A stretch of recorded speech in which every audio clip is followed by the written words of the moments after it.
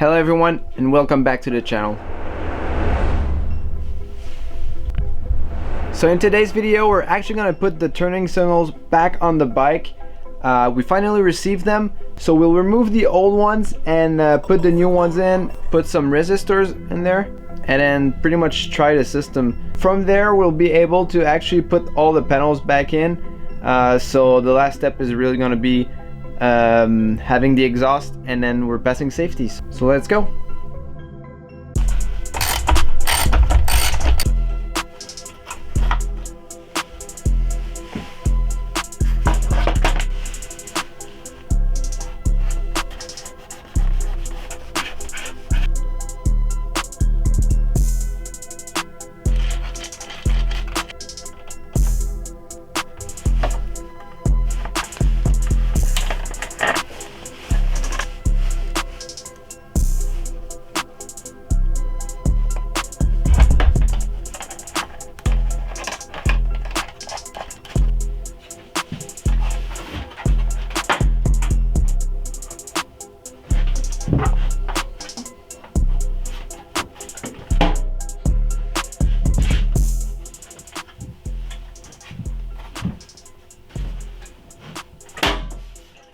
So basically what you guys are seeing right now is me doing all the wiring with the resistance, but turns out I didn't have to do it because all I needed was a relay, so I basically done all that for the rear and the front for no reason.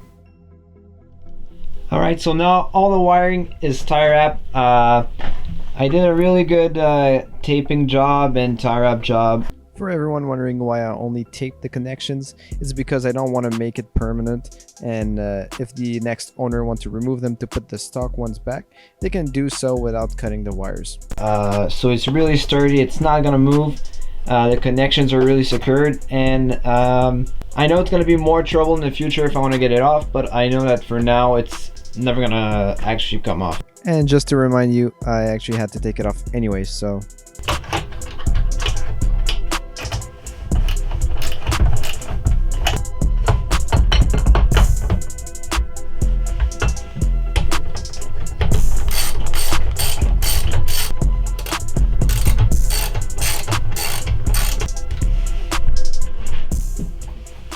Alright guys, so this is it. This is what it looks like with the front fairing on.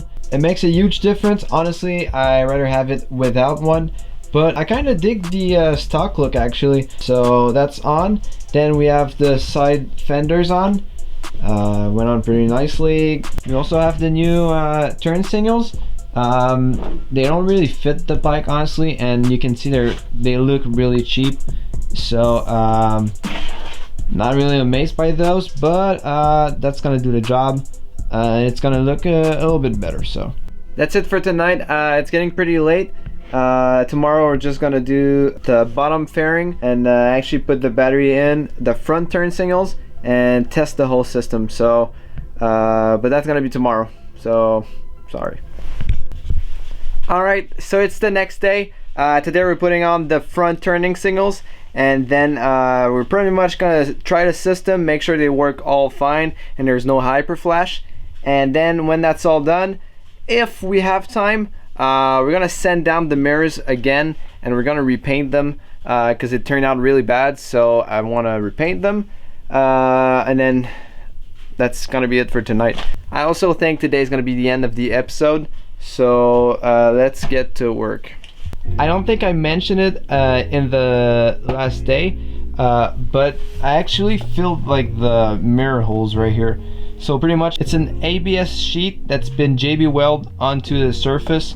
It's the same size and dimensions, but it's just a little bigger so we can glue it on, and that's what it gave as a result. So now we actually get to drill a hole in there and place our flashing signals here. And what's also nice about that, it's the wiring is actually has a connector, so I could just take it off the bike, and we're actually going to do the connections outside and then just plug them to the turning signal.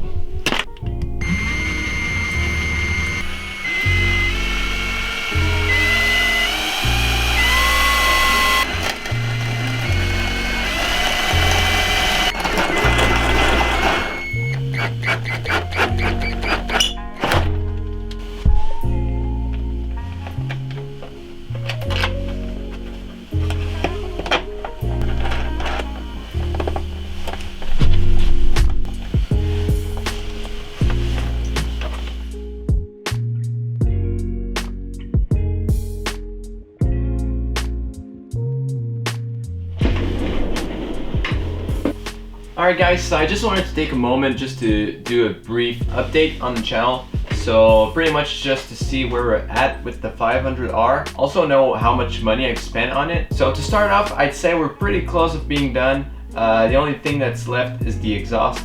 And then after that we can pass the safety. So I've made a list with all the prices and I'll just go through it right now. So I actually had a 4x8 trailer that I had. It was worth like $350 around that. So I saw this guy that was selling the 500R for $600. So it didn't have the safety on and it didn't run. So I texted the guy. I was like, hey, do you want to do a trade? He said yes. So eventually the next week we traded. And then so yeah, technically the bike didn't really cost me an initial cost, but I'd say it was around $350. So there's that. I started off with the carburetor. I paid $220 for that. Then I had to rebuild it, but I already had a rebuild kit that I had when buying the bike, but that's around $60. So if you want to put that there, you can. Air filter was $16.45. The battery was $74.95. Spark plugs were only $12.90. Oil filter was $8.84. But we didn't do the oil change yet because my oil pan, my oil tub is actually underneath the ice right now, so I can't do the oil change.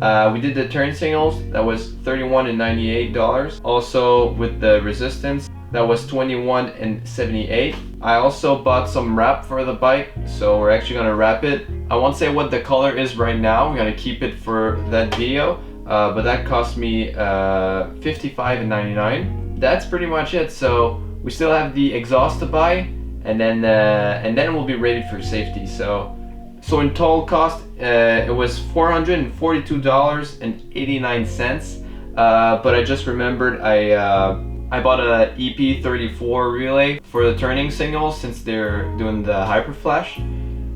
So that was $18. So if you add that up, that's $460.89, including the price of the bike. If you would go and buy it, it goes around $810 for everything.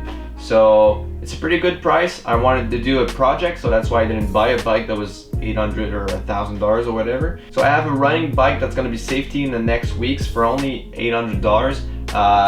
For me, I think it's a pretty good deal. Just a little bit of elbow grease and that's it. I'll make another update by the end of the build when I'm gonna have the exhaust on, and then I'll have the safety passed and everything. But for now, that's where I'm at with the budget.